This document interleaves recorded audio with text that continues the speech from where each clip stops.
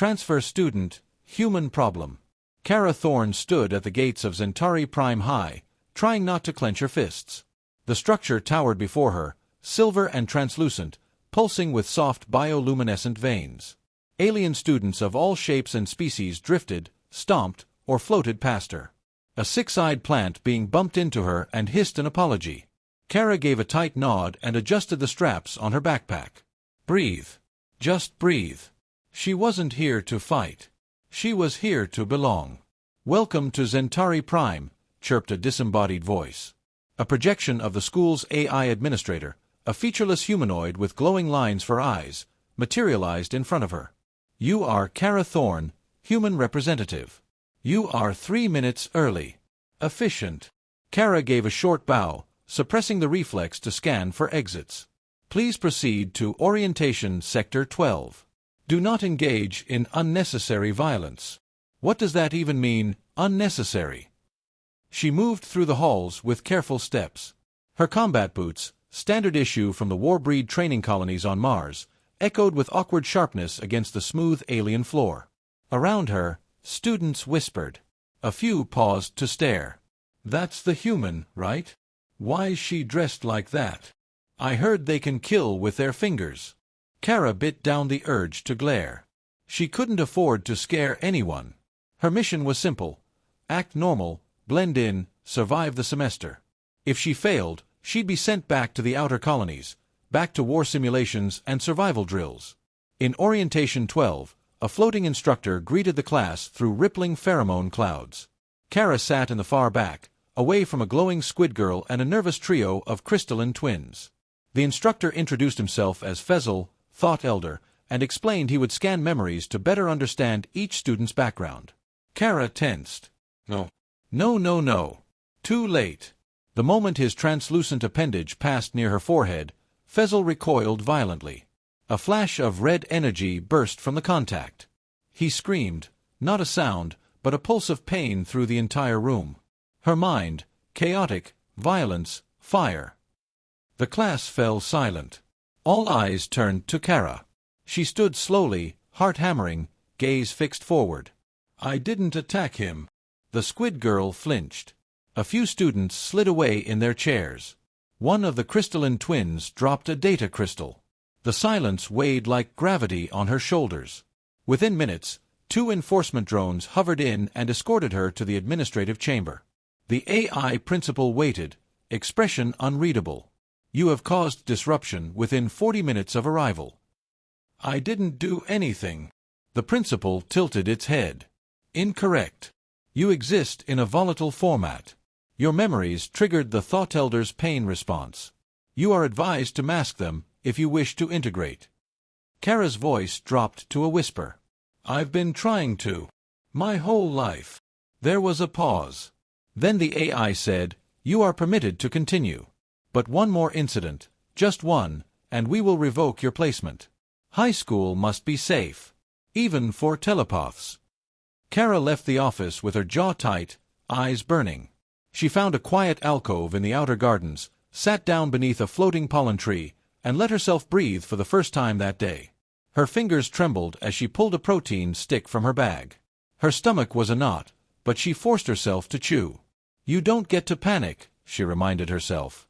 You chose this. You begged for this. Back home, the other warbreeds had laughed. You think the galaxy wants peace with our kind? You think they'll let you sit in class next to a jellyfish prince and act normal? She had insisted she could change. Be something more than what she was made for. This school was her shot, her rebellion against the genetics that had branded her a weapon. Footsteps approached. Kara tensed, ready to spring. But it was only a short alien student. Oval head, 3 legs, glowing skin. He paused, clearly nervous, and extended a small package. You dropped this. I think, he muttered. His accent was odd, musical. Kara blinked. It was a small Earth-made patch, the insignia of the old United Terran Defense Corps. Something she kept in her bag as a reminder. She took it, carefully. Thanks. He nodded and left, without another word. Kara stared at the patch, then at the receding figure. Maybe, just maybe, there was still a chance. lunchroom battles and gravity politics. The cafeteria was a battlefield. Not in the literal sense, no weapons, no screaming, but Kara could feel it in the air. The territorial tension. The tribal lines. The unspoken rules. There were no tables, just hovering platforms that adjusted height and gravitational orientation based on species. Students clustered in pods, or clung to magnetic walls, or floated in zero-G bubbles while sipping nutrient mist. Kara stood at the threshold, a metal tray in hand, staring like a rookie on a hostile deployment. A gelatinous blob beeped as it slid past her, leaving a faint trail of sticky residue. On her tray, the food pulsed faintly. She'd picked the closest thing to solid, something described as cross-species compatible protein filament. It looked like a rope made of beef jerky and sadness. She scanned the crowd. Every group had its own customs. Clicking mandibles over here, vibrating antennae signals over there. Her gaze landed on a corner platform mostly empty, save for two members of the Krask, tall, beetle-like beings with hard carapaces and compound eyes. Misfits. They didn't seem too territorial. Good enough. Kara approached slowly. Mind if I sit? One Krask clicked in response. Not preferred, but not opposed. She sat, careful not to sprawl. The Krask resumed its scraping of some mineral into a gill sack. Kara chewed her protein rope and tried not to grimace. From across the room, a hush rolled like a wave. Heads turned. Oh no! Striding in came Velik Rin, a Xentari, a race of tall, psionically gifted aristocrats known for their obsession with hierarchy and personal honor. His skin shimmered with bioluminescent tattoos, glowing brighter with every step. His entourage trailed behind him, all high-caste species, perfectly groomed and confident. And Velik was coming straight toward her. Kara tensed. The Krask beside her shifted uncomfortably. You're in the wrong seat, Terran. His voice was deep, oily. That table is Neutral Zone 2, reserved for second-tier diplomatic races. Kara blinked. You assigned zones to lunch? Velik tilted his head, like studying a poorly made sculpture. I'm not assigning. I'm clarifying. It's important to maintain order. And kicking me out would maintain what, exactly? Dignity. A few students leaned closer, drawn by the confrontation. Kara stood slowly, meeting his eyes. Around her, the air felt heavier. She could sense it. He was using low-grade psionic pressure. A show of dominance. She fought the instinct to respond with violence. Velik's voice turned mock-sweet. You're so volatile, human. Everyone's just waiting to see you explode. It's only a matter of time, isn't it? Kara's hand twitched. Not a fist. Not yet. She breathed in deep, tried to push down the rage clawing at her ribs. Then the pressure increased. A psychic jab, not enough to injure, but enough to hurt. The Krask next to her shifted, alarmed. And that was it. Kara moved. She didn't strike first, technically. She twisted sideways, catching the edge of her tray and flinging the pulsing food filament into Velik's face. While he flinched, she stepped inside his range, hooked his leg with hers, and swept him flat onto the floor with a loud crack. Velik wheezed, blinking up at her in shock. Kara stood over him, breathing hard. Now that was unnecessary, she said. The whole cafeteria went silent. One of Velik's aides tapped their communicator. Moments later, 3 enforcement drones floated into the room, lights flashing.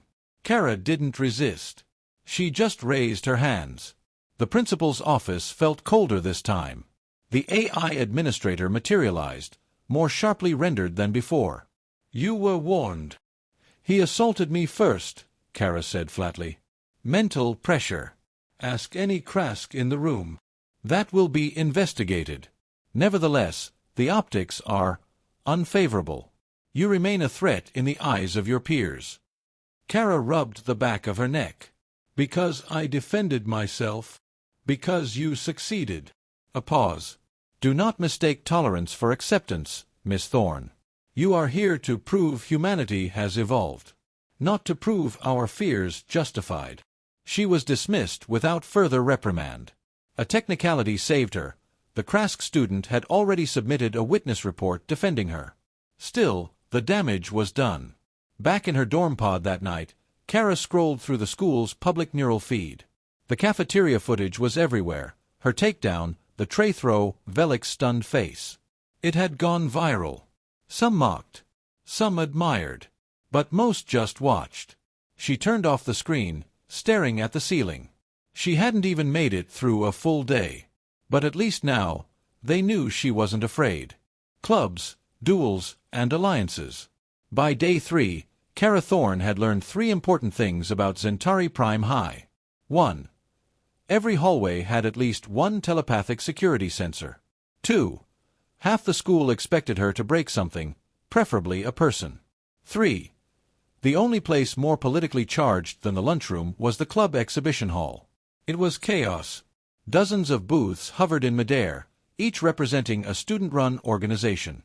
Simulated displays flashed, alien martial arts, zero-gravity sculpture, antimatter poetry readings, and gravitational sport leagues that looked like roller derby in a black hole. Kara kept to the edge of the hall, trying to avoid attention.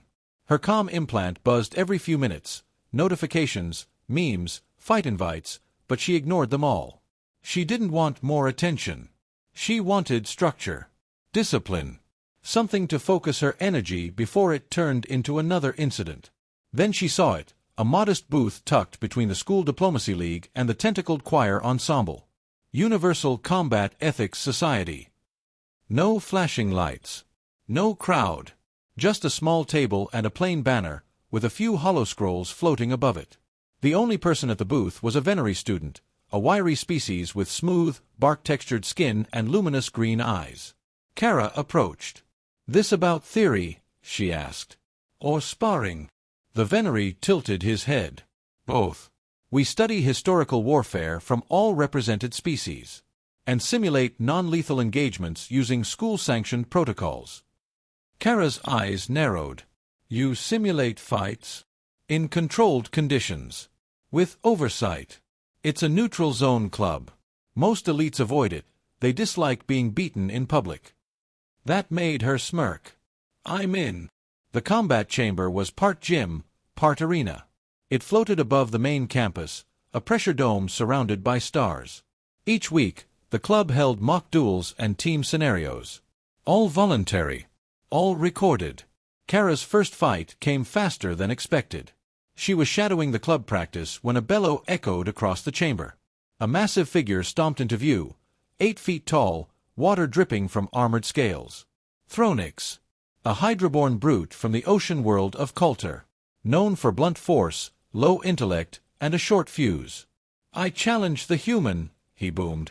"I wish to see if the rumors are exaggerated."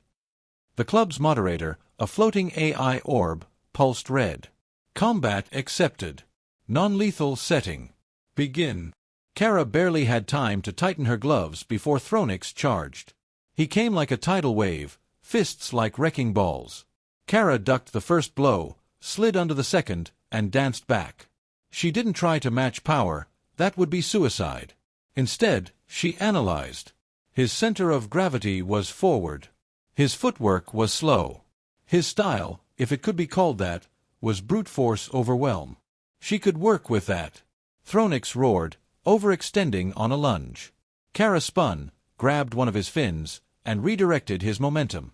He crashed into the barrier wall hard enough to leave a dent. The chamber fell silent. Kara panted, watching him rise slowly. He hesitated, uncertain. "I can keep going," she offered, deadpan. "But you'll need better footwork." A moment passed. Then Thronix bellowed something, not anger. Laughter. "I accept this loss," he declared, raising one webbed fist. "The human has spine." A few spectators actually clapped. After the match, Kara was approached by 3 club members. Not elites, fringe students. Misfits. A silicon-based twin pair named Krez and Kraz, and the Xentari who had signed her up, Tail. "You were efficient," Krez said. "You didn't gloat," added Kraz. "We could use you," Tail finished. "On the team squad." Kara hesitated. For a second, the answer felt unfamiliar, like speaking a language she hadn't used in years. "Sure," she said. "Let's try it."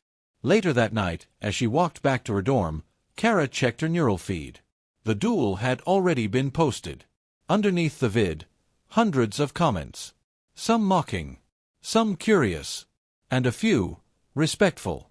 One message stood out, private and encrypted. From unknown. Careful, Kara. They're watching you now. Not just students. Real eyes. Galactic ones. She frowned, unsure whether to delete it or read it again. But deep down, she already knew. Winning duels and making friends? That wasn't normal for a warbreed. Not in this place. And certainly not without consequences.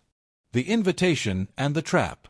By the end of her first week, Kara Thorne had stopped counting how many times someone had stared at her like a ticking bomb. But what she hadn't expected was an invitation, gold-plated, psionically sealed, and hand-delivered by a drone with far too many eyes. She scanned it. The House of Unity cordially invites Kara Thorne, human warbreed, to attend our interfactional peace gala. Attendance is strongly encouraged. The House of Unity was the school's most powerful social-political club. Members included planetary heirs, future diplomats, and the kind of students who signed trade agreements during lunch. Kara stared at the invite, suspicious. Peace gala. After a week of side eyes and social landmines, Tail, her teammate from the Combat Ethics Club, hovered beside her, arms crossed. It's not about peace. It's about control. They're testing you. Krez and Kraz agreed, blinking in sequence. It's a trap. Or a show of dominance disguised as inclusion. Kara nodded. Then I'll wear my nicest armor. The gala was held in a gravity-sculpted auditorium made of obsidian glass. Music floated through the air, literally. Streams of sound curved in spirals, wrapping around the guests like perfume. Kara wore a dark uniform, understated but militarily precise. She kept her posture calm, her presence guarded. Everywhere she turned, she saw masks. Not literal ones, though a few students from gas breathers wore breathing shells, but social masks. Forced laughter. Subtle power games. Veiled threats behind compliments. Then she saw him, Velik Rin, the Xentari noble she'd humiliated in the cafeteria. He was waiting for her. Kara Thorne, he said smoothly. Still walking among us. Miraculous. She didn't rise to it. Didn't expect you to invite me. Or did you just run out of telepaths to intimidate? Velik smiled coldly. You misunderstand. The invitation wasn't personal. It was strategic. Every group here represents a faction. Even yours. My faction. Yes. The Terran wild card. The warbreed anomaly. You represent unpredictability. Chaos. It would be negligent not to invite you. Kara's fists clenched at her sides. Another figure approached. A tall, glassy being, Virelian, a species known for living thought streams and dimensional perception. Velik, it said in 3 overlapping voices. Do not bait her here. This gathering is bound by treaty etiquette. Velik gave a mock bow. Of course. I am merely observing. The Virelian turned to Kara. Your restraint is noted, Kara Thorne. And unexpected. That is interesting. It drifted away, leaving her with more questions than answers. Midway through the gala, the music shifted. Lights dimmed. A projection appeared in the center of the hall, a swirling galaxy with icons representing each species.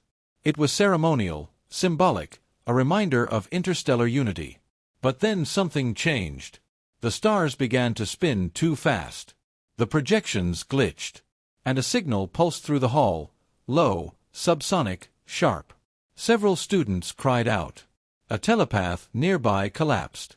Kara's own implant buzzed wildly, overriding its safe mode. She gritted her teeth, looking around. Attack. This was an attack. The glass floor beneath the guests shimmered and then cracked. From below, strange black tendrils of nanofluid tech surged upward, hive-coated and hostile. Screams erupted. Panic scattered the room. Kara didn't hesitate. She jumped between 2 younger students as the first tendrils lashed forward. Her training kicked in, precise, brutal, clean. She grabbed a shard of the broken stage, sliced through one tendril, and vaulted over another. Tail joined her seconds later, flinging focused sonic pulses that disrupted the nanomass. "This isn't a school test," he shouted. "These things are coded with off-world tech." Kara didn't answer. She was already analyzing the enemy, how it moved, what it targeted. Not random. Strategic. It wasn't attacking just anyone. It was going after telepaths. A realization slammed into her. This wasn't an accident. Someone wanted to create a crisis. To test which species would help, and which would stand back. Velik was pinned against the wall, struggling to shield a younger psionic student. His aura flickered under pressure. Kara didn't think. She charged in, kicked the nanotendrils off his chest, and yanked both of them out from the wall's grip. Velik gasped, shocked. Why? "Because this isn't war," Kara growled. "And you're not my enemy. Not today." The two of them stood side by side, forming a temporary line against the chaos. For once, Velik didn't argue. By the time the faculty drones intervened and the last tendril dissolved into smoke, half the guests were injured. No one was dead, thanks mostly to Kara. Later, as the survivors gathered, bruised and wide-eyed, Velik approached again. "You saved me. That complicates things." Kara gave him a flat look. "Good. Maybe that means you'll stop treating me like a weapon." He didn't smile, but he nodded, slowly. "I don't know what you are yet, Kara Thorne. But I'll admit this much, you're not predictable." And that, Kara thought as she walked out into the cold night air, was the first honest compliment she'd gotten all week.